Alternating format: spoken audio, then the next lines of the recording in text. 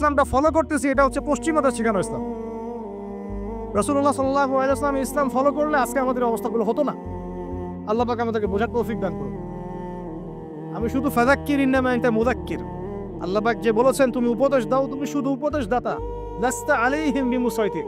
কারো প্রতি তুমি দারোগা নাও, আমরাও কারো প্রতি দারোগা নই, কিন্তু পুরো বিশ্বের প্রেক্ষাপটটাকে কোরআন সুন্নাহ দিয়ে ব্যাখ্যা করার দায়িত্ব আমাদের। কেউ গ্রহণ করলে করবে, না করলে করবে না। তার কবরে সে যাবে, আমার কবরে আমি যাব, সিম্পল, শেষ। গতানুগতিক লাইফস্টাইলে এখন এই পৃথিবীর বেশিরভাগ মানুষ বস্তুবাদী। এটা দেখার জন্য, বোঝার জন্য জাস্ট আপনার হৃদয়ের চোখ, হৃদয়ের কান, হৃদয়ের ইন্দ্রিয়গুলো একটু উন্মুক্ত করতে হবে। আর হৃদয়ের চোখ, হৃদয়ের কান উন্মুক্ত হবে তখনই যখন আমরা আল্লাহ এবং তার রাসূলের সামনে আত্মসমর্পণ করব, তার আগে নয়। তো বেশিরভাগ মানুষ বস্তুবাদিতায় লিপ্ত থাকে।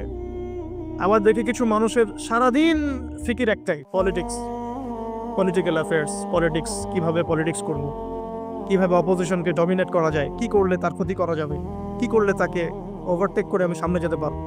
কিছু মানুষের চিন্তা ইকোনমিক সেকশনে, আল মাল, কিভাবে মাল অর্জন করা যাবে। আমার 2 তলা বাড়ি আছে, কিভাবে 4 তলা হবে। 2টা বিজনেস আছে, কিভাবে 10টা হবে, 5টা হবে। আমার 100% জমি আছে, কিভাবে 200% হবে। আল